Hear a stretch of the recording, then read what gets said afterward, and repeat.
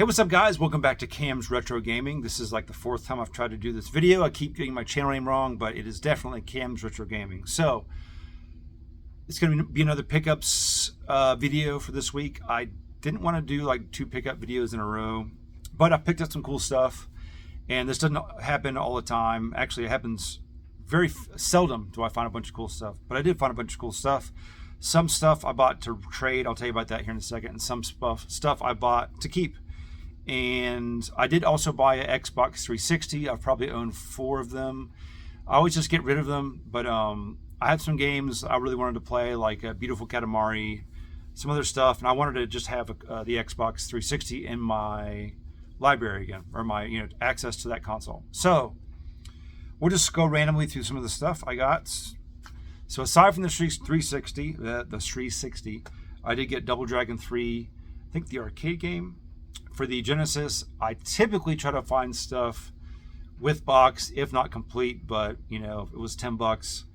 I wonder, can I give it a shot? This isn't one of those games I was like after, but for $10, we'll see what happens. I'm not sure where to put these when I'm done. Okay. Next on the Xbox, original Xbox, I did get Evil Dead, A Fistful of Boomstick. This was in the sort of scratch section at my place. And I want to say it was like $10. Missing the manual, but it's okay. I want to give it a shot, so it was a good deal. All right, let's kind of go through and we'll do the not so exciting things first. So the theme of these games they were scratched, and because of that, really cheap. So this is Shadow Man. A game that I know it's on the Dreamcast, probably a much better version, but this was just a few dollars. And in better condition, I think, than they thought. But I'm not sure if this game's any good, but I don't have it, and I have a pretty extensive PlayStation 1 library, and I'd like to give it a shot sometime. Next, we have the only Tomb Raider game I own, I believe, if I'm not mistaken. The Last Revelation. I think this is the 3rd in the series. Wasn't a big fan of the first, but didn't really give it a chance. So it was $2. I'm not going to pass that up. So if I hate it, oh well. We'll give it a shot. Last of the sort of unexciting PlayStation 1 games, we have Rayman 2. Once again, I think the Dreamcast version is the best version of this, if I'm not mistaken. But it was, like I said, under $5, so I wanted to I'll give this one a shot. That's fine. Sometimes you gotta go with the deals, man. Okay, so here are a couple Dreamcast games. We have Death Crimson OK, which I used to have a long time ago, and this is a light gun game. Really weird and strange, very Japanese, which is a good thing. But this game has gotten a lot more expensive. But I traded in a whole bunch of stuff I didn't want and paid, I guess, retail for this, but using store credit. But I do like my light gun games, so I'm glad to have this back in the collection. Next we have Draconis.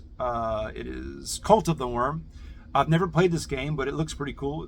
It's supposed to be kind of like a hack and slash looking thing. I like the Baldur's Gate games on the Xbox, so I'll give it a try. It looks interesting. Also paid retail, but like I said, I traded some stuff in. So next we have something that I already have this game now. Like I was saying, it's sort of like trade bait, and that is Elemental Gearbolt. I can't say that.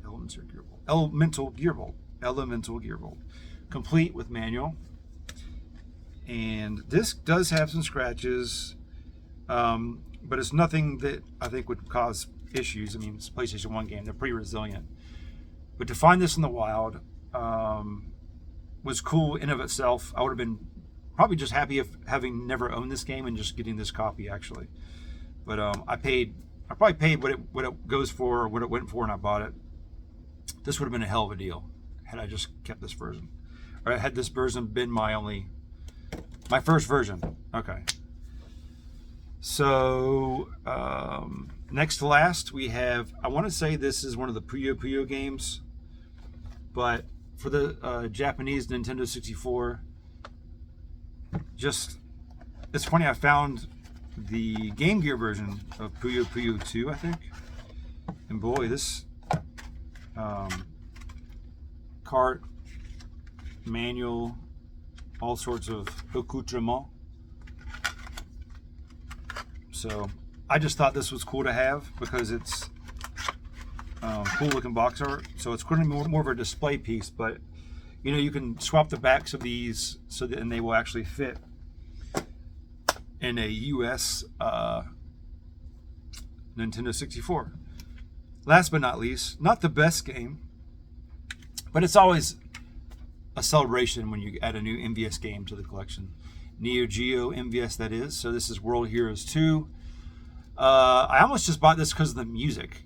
Like the player select music is just so nostalgic for me. It's a nice little tune.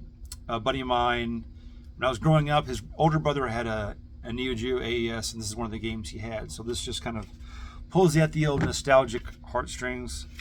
I think that's it. Those are the pickups for the week. And maybe next week we'll do a non-pickup video unless they keep coming in. But until then, thanks for watching, everybody. Have a great weekend. Have a great week, and we'll see you guys real soon.